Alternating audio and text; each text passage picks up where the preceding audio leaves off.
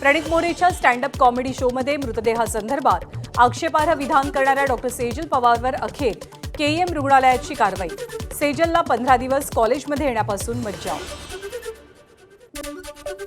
वादानंतर stand up comedian प्रणित मोरेनं मागितली माफी।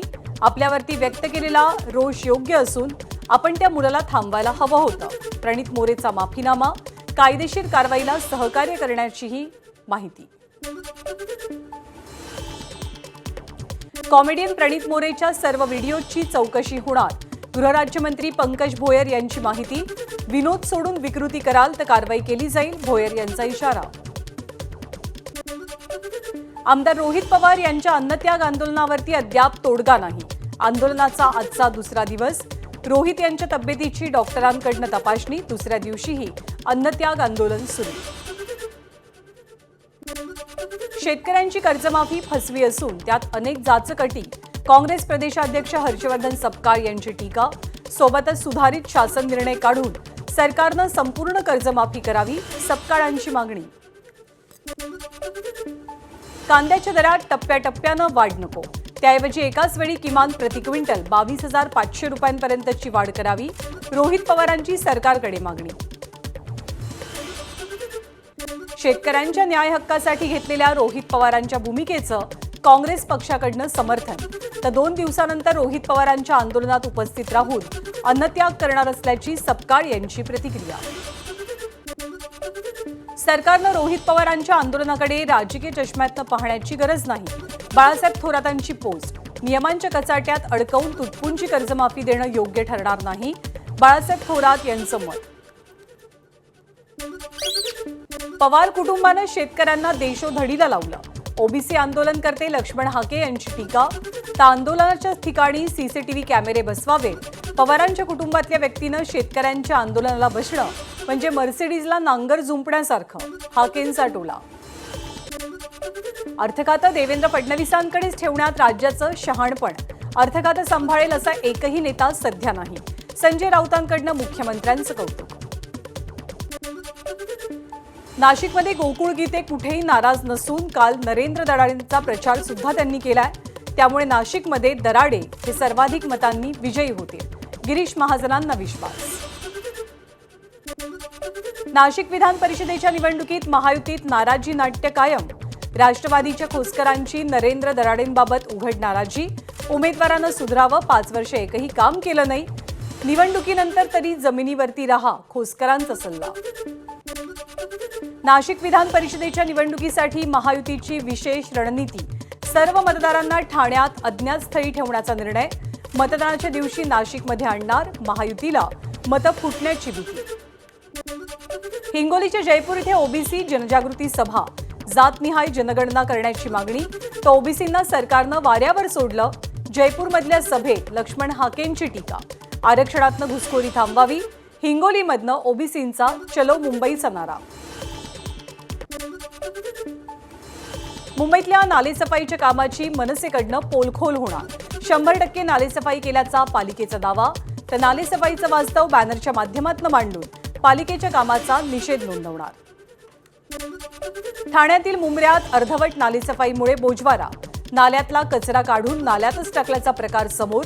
राष्ट्रवादी काँग्रेसचे पदाधिकारी प्रवीण ठाकरे यांच्याकडनं ठेकेदारांवर कारवाई करत काळ्या यादीत टाकण्याची मागणी। मंत्री भरत गोगावलेंकडनं मुंबई गोवा महामार्गावरच्या माणगाव आणि इंदापूर बायपासची पाहणी।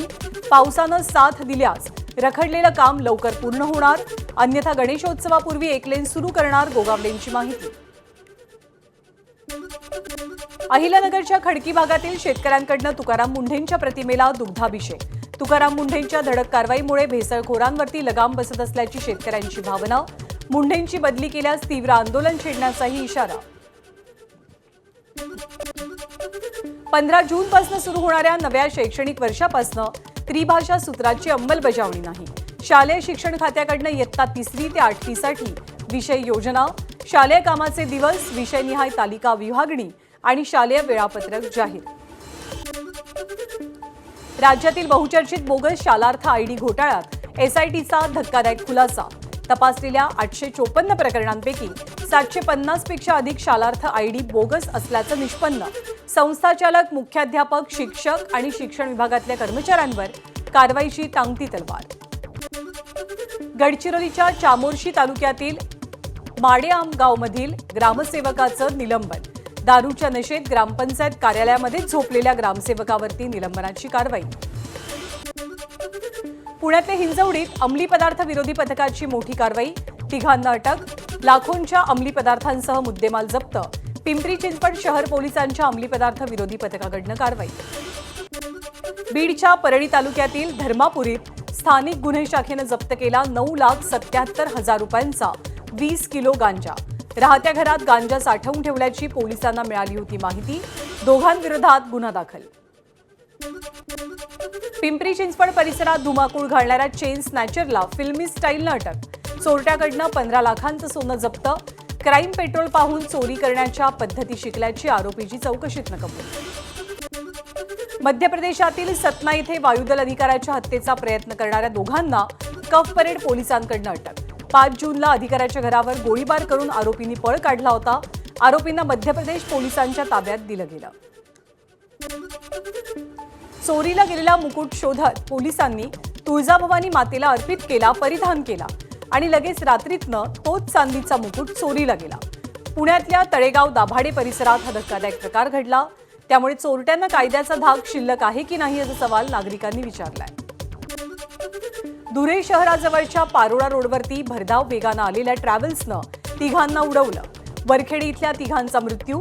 आझादनगर पोलीस स्थानकात 3 जणांच्या विरोधात गुन्हा दाखल. यवतमाळच्या वणीतील टाकळी इथे वीज पडून मेंढपाळासह 12 बकऱ्यांचा मृत्यू. बकरा चारण्यासाठी गेलेले असताना अचानक आलेल्या पावसासह विजांच्या कडकडाटामुळे घडली घटना.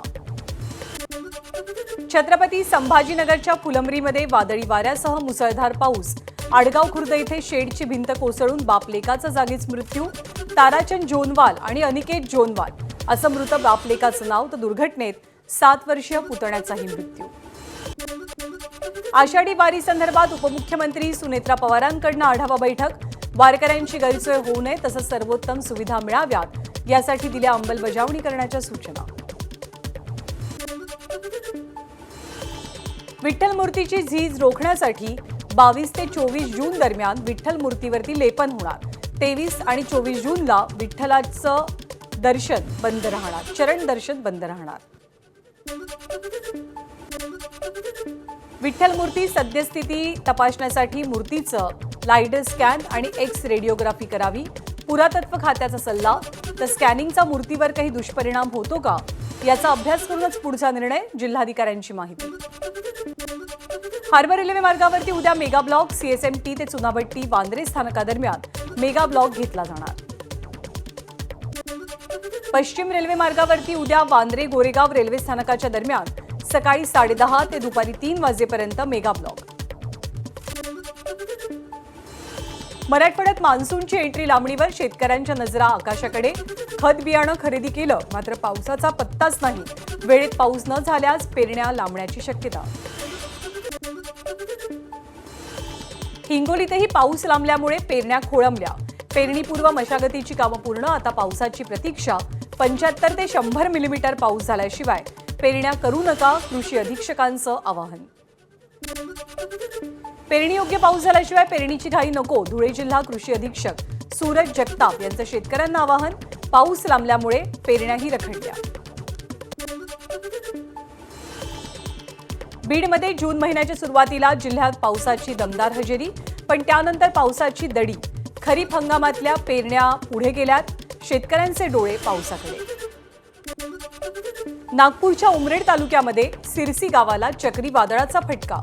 अचानक आलेल्या वादळामुळे अनेक घरांचं नुकसान. सिरसी, केसलापूर, आमगाव देवळी, चनोडा, बोरी माजरा किनाळा आणि बोथलीसह अन्य गावांनाही फटका. अकोल्यामध्ये युरिया खरेदीच्या नियमांवरनं सरकार आणि प्रशासनामध्ये मोठा गोंधळ. युरिया खरेदीसाठी सातबारा आवश्यक करणाऱ्या अकोला जिल्हा प्रशासनाचा निर्णय मागे. युरिया खरेदीसाठी सातबारा अनिवार्य करणं चुकीचं. कृषी मंत्र्यांची नाराजी. बीडच्या आष्टी तालुका कृषी कार्यालयात मोफत सोयाबीन बियाण्यासाठी शेतकऱ्यांचा संताप. आष्टी कृषी कार्यालयामध्ये गोंधळ. सालेवड गावसह विविध भागातील शेतकऱ्यांच्या रांगा. ऑनलाईन अर्जानंतर महाबीज विक्रेत्याकडनं बियाणं घेण्यासाठी कृषी कार्यालयाचं टोकन आवश्यक. 15 जूनपासून माथेरानची राणी पावसाळी सुट्टीवर. केवळ अमन लॉज ते माथेरान शटल सेवा सुरू राहणार. पावसाळ्यात दरड कोसळून दुर्घटना घडू नये यासाठी खबरदारीचा उपाय. भंडाऱ्याच्या लाखांदूरमधील पाऊन गावात राईस मिलमुळे नागरिकांचं आरोग्य धोक्यात.